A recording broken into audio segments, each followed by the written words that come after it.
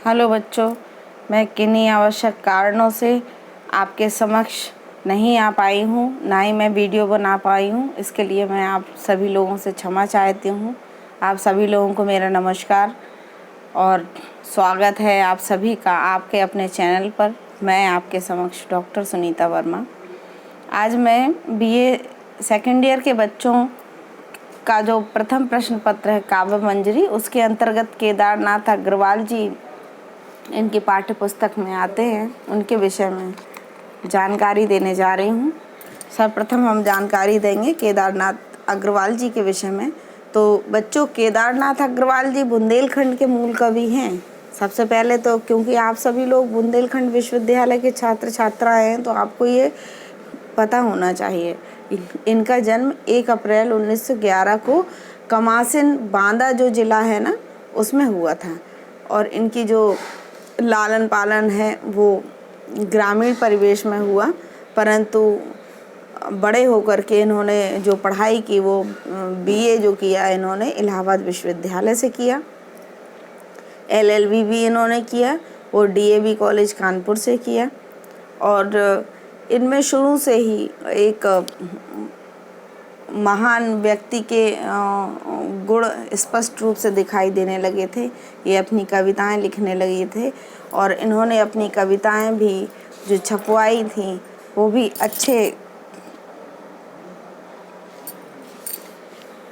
जो इनकी कविताएं छपी वो अच्छी पत्रिकाओं में छपी थी। केदारनाथ अग्रवाल को प्रगतिशील काव्यधारा का प्रमुख कवि के रूप में माना जाता है। प्रगतिशील काव्यधारा को आप समझ लीजिए। सबसे पहले तो देखिए, आधुनिक काल है। आधुनिक काल में जो आपके अन्य युग बटे हुए हैं, जैसे भारतेंदु युग, द्विवेदी युग, छायावाद युग, ठीक है, शुक्ल युग, और आपका शुक्ल युग गद्य में होगा, और इसके बाद शुक्लोत्तर युग, छायावादोत्तर युग, और इसके अतिरिक्त जो है उसके आगे हम चलते हैं तो ये आपका प्रगतिशील और प्रयोगवादी ये सब आते हैं। तो जो प्रगतिशील काव्यधारा है उसमें जिस तरह की विचार और धारणाएं उन कवियों की रही हैं और केदारनाथ अग्रवाल जी की भी रही हैं, तो प्रगतिशील काव्यधारा के प्रमुख कवि के रूप में इनको जाना जाता है। इतना ही नहीं, प्रगतिशील के काव्यधारा के जो प्रमुख 3 कवि हैं, उन 3 कवियों में यानी त्रयी के रूप में भी इनको जाना जाता है।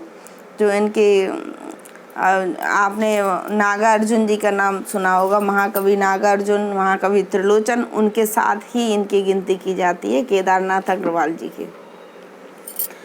आपके जो साहित्य है, आपके साहित्य में जो उनकी कविता दी गई है, यानी काव्य मंजरी में जो उनकी कविता दी गई है वो है बसंती हवा। बसंती हवा के बारे में उन्होंने लिखा है और ये प्रकृति परक कवि रहे हैं। इन्होंने अपने काव्य में मानवीकरण को उभारा है। मानवीकरण यानी कि मानवीकरण एक ऐसी छवि है कि व्यक्ति मानव के रूप में ही हो, मतलब प्रकृति को भी व्यक्ति माना है, मानव के रूप में माना है, उसको कहते हैं मानवीकरण। तो वो कहते हैं हवा हूँ मैं, बसंती हवा हूँ, वही जो युगों से गगन को बिना कष्ट श्रम के संभाले हुए है। हवा हूँ हवा, मैं बसंती हवा हूँ। हवा तो बहुत प्रकार की होती है।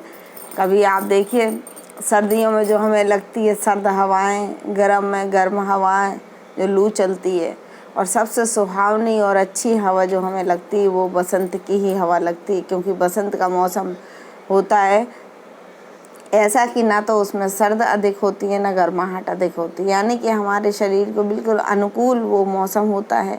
और उसकी जो हवा चलती है बहुत ही सुंदर और सुहावनी चलती है। उसका दूसरा कारण ये भी है कि उस समय अनेक जितने फूल हमारे प्रकृति में हैं वो सभी खिलते हैं, उनकी खुशबुओं से वो हवा लहरा करके आती है। तो सबसे सुंदर और सुहावनी हवा बसंत की ही होती है, और इन्होंने अपनी कविता में बसंती हवा का ही इसमें उन्होंने प्रचार किया है। उन्होंने कहा वही जो धरा का बसंती, सुसंगीत मीठा गुंजाती फिरी हूँ हवा मैं बसंती हवा हूँ। कितना सुंदर वो कह रहे हैं कि जो धरा का जो बसंती है ना, बसंत के मौसम में आपने देखा होगा अनेक फूल खिलाते हैं और बड़ा सुंदर सा वातावरण रहता है। इसलिए तो सारे ऋतुओं में सबसे राजा जो कहा जाता है वो बसंत ऋतु को ही कहा जाता है। तो वो कहते हैं कि सुसंगीत मीठा गुंजाती फिरी हूँ, जो संगीत है वो भी मीठा मीठा गुंजाती फिरी हूँ, और वही, हाँ वही जो सभी प्राणियों को पिला प्रेम आसब जिलाए हूँ, हवा में बसंती हवा हूँ। 2019 में आपका आया है ये कसम रूप की, कसम प्रेम की, कसम इस हृदय की, सुनो बात मेरी, अनोखी हवा हूँ, बड़ी बावली हूँ, बड़ी मस्त मौला हूँ, नहीं कुछ फिक्र है, बड़ी ही निडर हूँ, जिधर चाहती हूँ उधर घूमती हूँ, मुसाफिर अजब हूँ। कितना सुंदर वर्णन किया है और स्पष्ट रूप से हमें दिखाई दे रहा है कि ये मानवीकरण है। ठीक है, कसम रूप की, कसम खा रहे हवा, और कसम प्रेम की, कसम इस हृदय की, सुनो बात मेरी, अनोखी हवा हूँ, बड़ी बावली हूँ, बड़ी मस्त मौला, नहीं कुछ फिक्र है। मस्त मौला लोग कैसे होते हैं? उन्हें किसी की चिंता नहीं होती। बड़ी ही निडर हूँ, जिधर चाहती हूँ उधर घूमती हूँ, मुसाफिर अजब हूँ। हवा का तो है ही है, वो जिधर चाहती है उधर को रुख अपना कर लेती है और उधर ही घूमती है। तो ये तो हवा की विशेषता है। ये देखिए 2019 में आया है ये कसम रूप की, कसम प्रेम की, कसम इस हृदय की, सुनो मेरी बात। ये इम्पोर्टेंट है।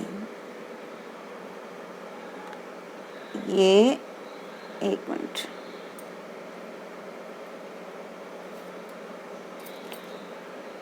ये वाली जो लाइन है ये इम्पोर्टेंट है, ये हो सकता है।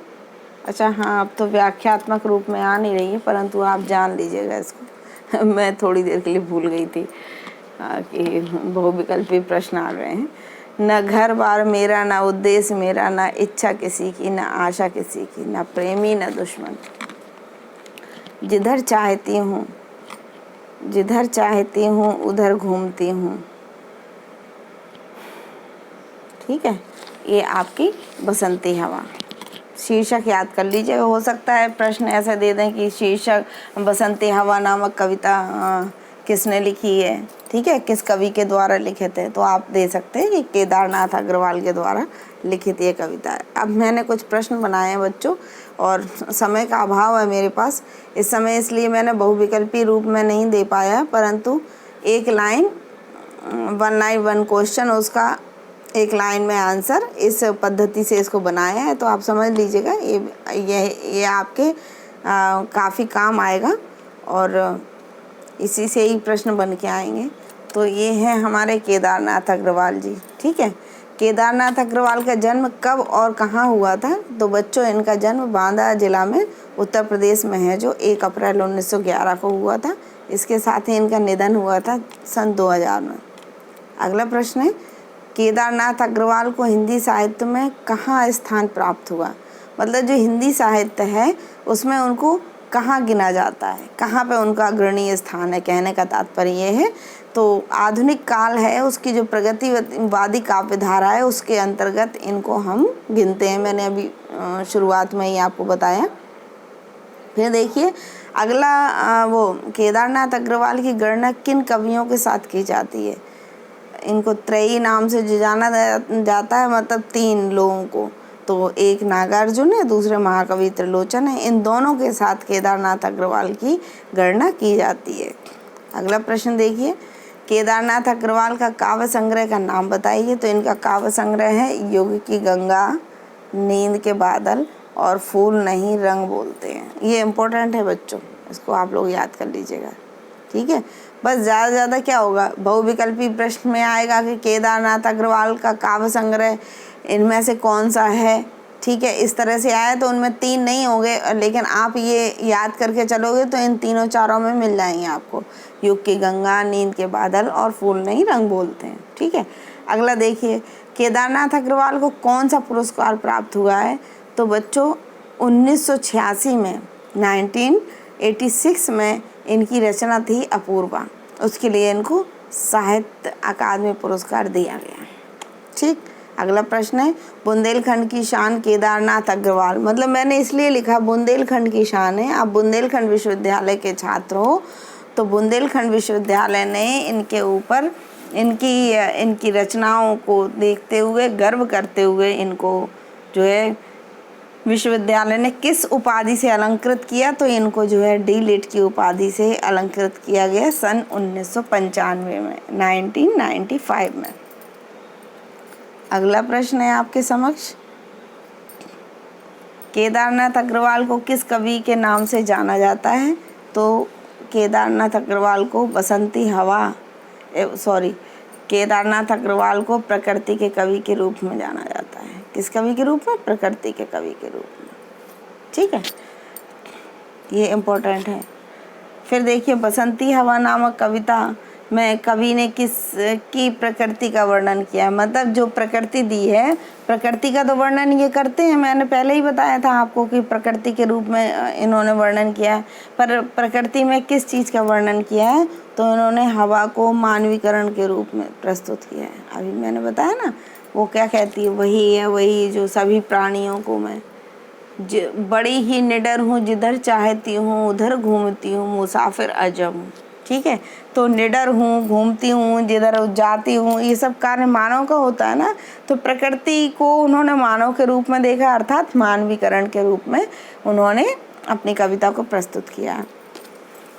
फिर है, केदारनाथ अग्रवाल की प्रमुख रचनाएं बताइए? तो उनका निबंध संग्रह है समय समय पर और विचार बोध, 2 इनके निबंध संग्रह है। और इसके बाद यात्रा वृत्तांत, इन्होंने रूस की यात्रा की थी, बस्ती खिले गुलाबों की, ये इनकी यात्रा वृत्तांत है। और ये इनका निबंध संग्रह है समय समय पर विचार बोध। तो ये प्रश्न तो 9 है, परंतु इसमें आपके कम से कम 10 से 15 प्रश्न बन जाएंगे। समय के अभाव में मैंने आज बहुविकल्पीय रूप में आपके समक्ष नहीं लेके आई हूँ, परंतु इससे भी आपको बहुत मदद मिलेगी। तो मेरा वीडियो आप लोगों को कैसा लगा कमेंट कीजिएगा, लाइक कीजिएगा, सब्सक्राइब अवश्य कर दीजिएगा और अपने दोस्तों को और सभी लोगों को शेयर कर दीजिएगा। Thank you very much. नमस्कार।